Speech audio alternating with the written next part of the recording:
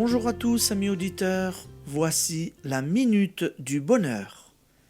Et aujourd'hui, comment voulez-vous?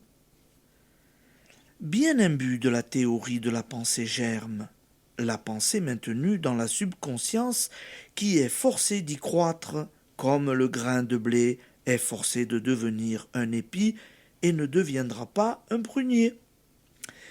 Vous êtes surpris de n'avoir pas encore obtenu d'admirables résultats. Ne vous découragez pas et forcez-vous de comprendre. Prenons un exemple.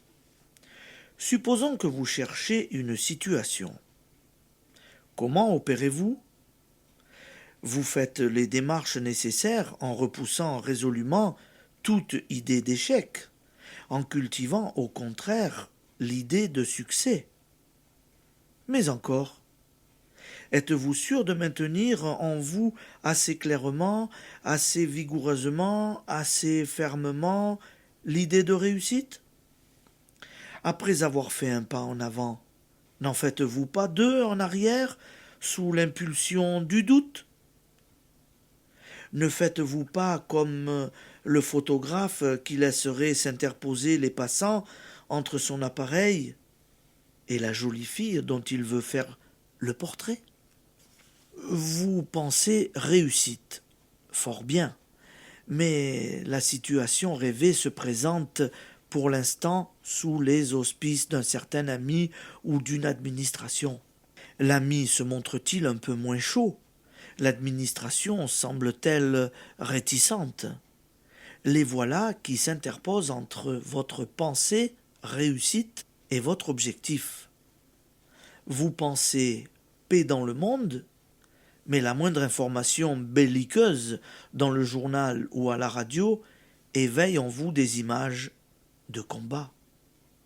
Inutile de dire que, s'il s'agissait de photos, votre pellicule serait voilée, ou qu'il s'y imprimerait tant d'images superposées que l'épreuve serait illisible.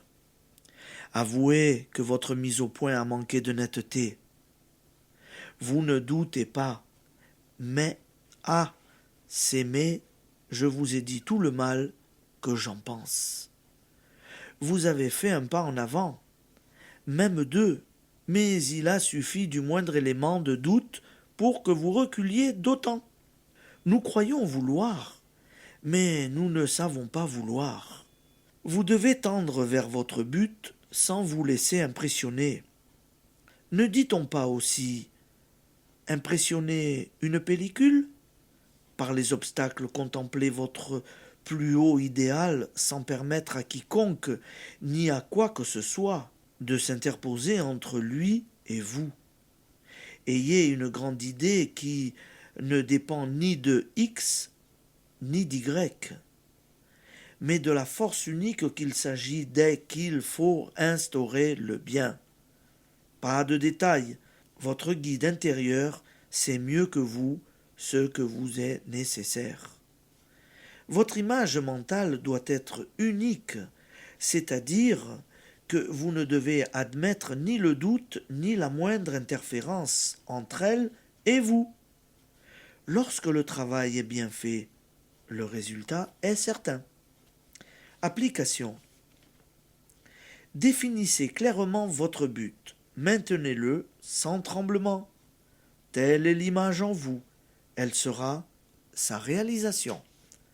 Je vous souhaite de passer une bonne journée, amis auditeurs, et à demain.